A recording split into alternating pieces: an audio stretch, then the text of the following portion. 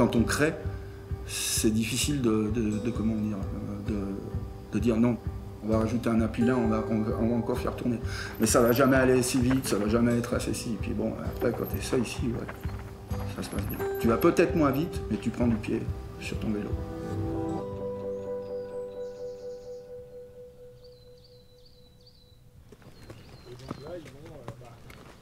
On était une petite équipe, une dizaine de personnes. Et, fin de saison, mois d'avril, un dimanche ou un vendredi, la station fermait alors qu'il y avait encore plein de neige partout.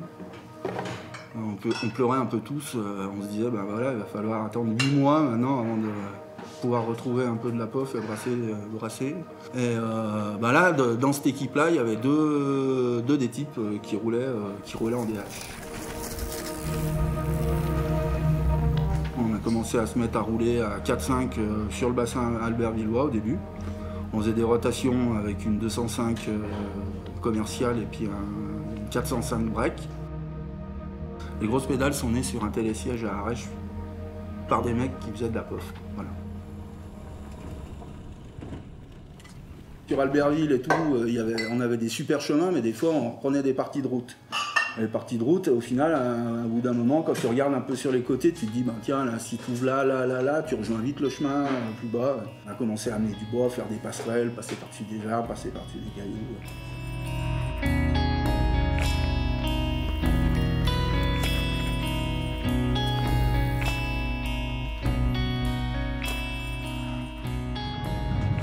J'allais dans le Beaufortain parce qu'il y a une copine qui m'a dit bah, un jour on va faire. J'avais débuté l'enduro, puis elle m'a dit on va faire l'Open Enduro du Beaufortain, tu vas voir, c'est à la cool, il n'y a pas de chrono.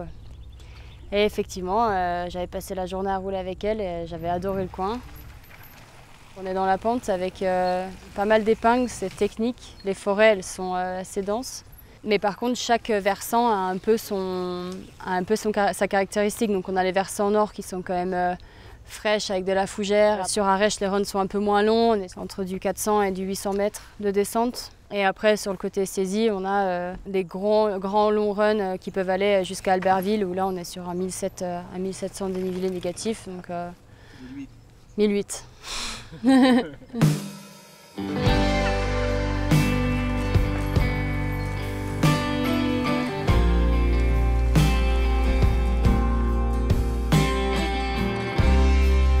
Première piste, eh ben, c'est la LG Pédale, c'est le télésiège du Grand Mont, où là j'avais entendu dire que la commune voulait faire un cheminement VTT sous cette ligne de télésiège. Pour nous, les grosses pédales à Albertville, sur Albertville, où on se faisait démonter un peu quand même toutes nos constructions et tous nos kits, tous nos machins, c'était l'occasion d'avoir enfin de faire quelque chose de légal et de posé, quoi.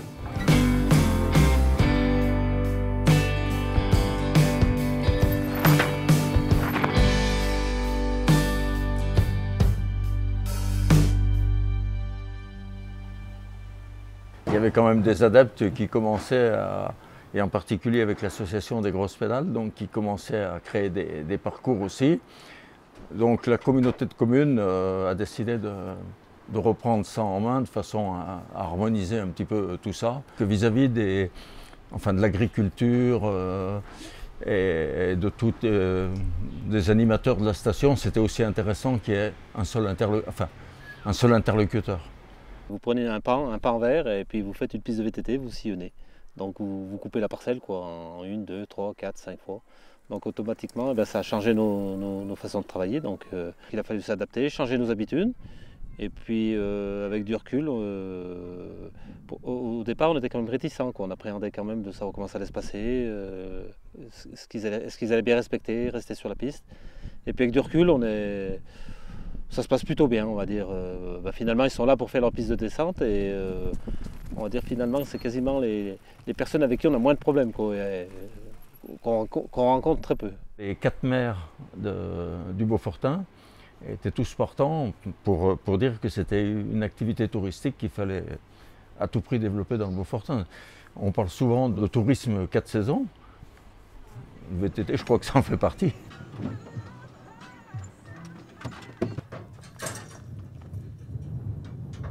qu'est-ce qui pourrait nous démarquer en fait des autres domaines qui ouvraient des pistes sous télésiège et tout. Et, 2010, 2008, 2010, en France, on commençait à entendre parler de finalé, des shuttles et des chemins. Voilà, nous, on leur a dit, c'est les shuttles et les chemins.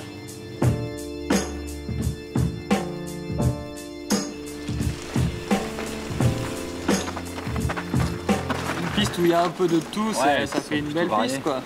Il y a des parties rapides, des parties sinueuses dans les sapins, dans des relevés. C'est vraiment typé enduro, donc on peut tout retrouver ici de ce qu'on retrouve sur des courses, quoi. C'est aussi bien des chemins d'enduro pour compétiteurs, mais aussi pour les gens qui découvrent la pratique, quoi. Il y a de tout, donc c'est cool.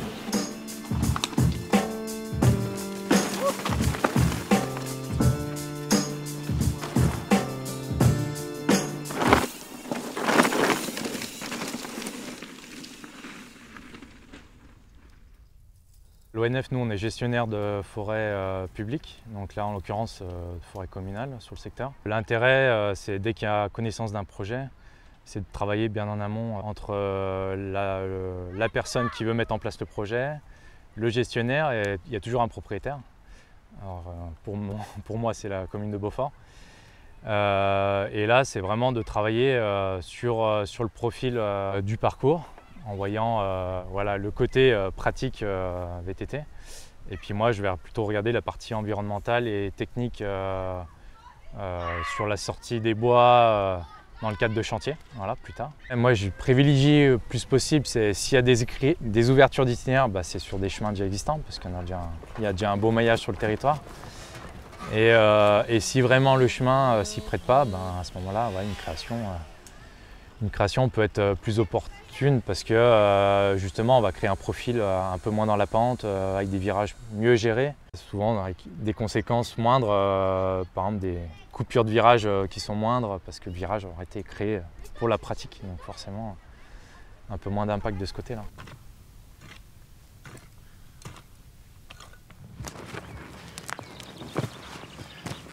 T'as aussi ce côté qui est plaisant, c'est que tu te dis, tu fais pas une tranchée pour une tranchée, quoi. Tu fais un truc pour après rouler dessus, ou alors même pour les copains, hein, c'est cool.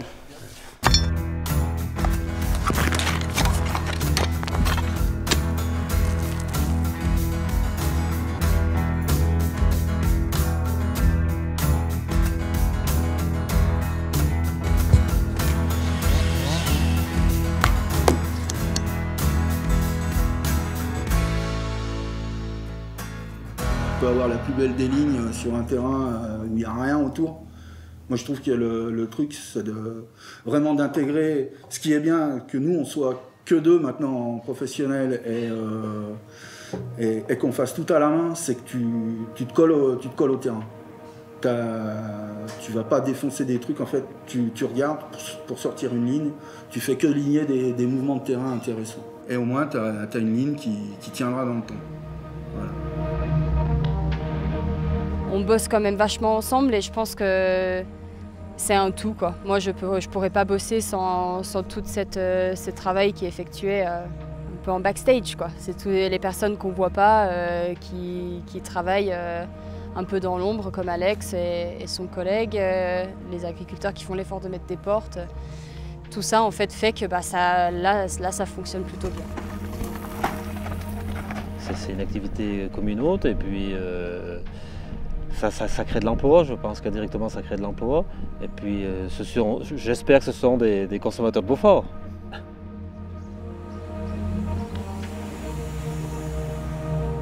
Entre ce qui se passait en 2010 et ce qui se passe en 2022, l'affluence, toute activité confondue, elle a quand même un peu explosé, quoi.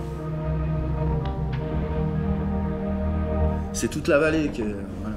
Tu te pointes le matin au lever de soleil, voilà, sur Roseland, sur la Roche-Bastille et tout, c'est magique. Les trails, on a déjà un concentré et une qualité qui est assez, qui est bien. Et puis, puis c'est la vallée, quoi. Ce qui motive beaucoup, c'est de voir le vélo. Parce qu'on est parti de rien.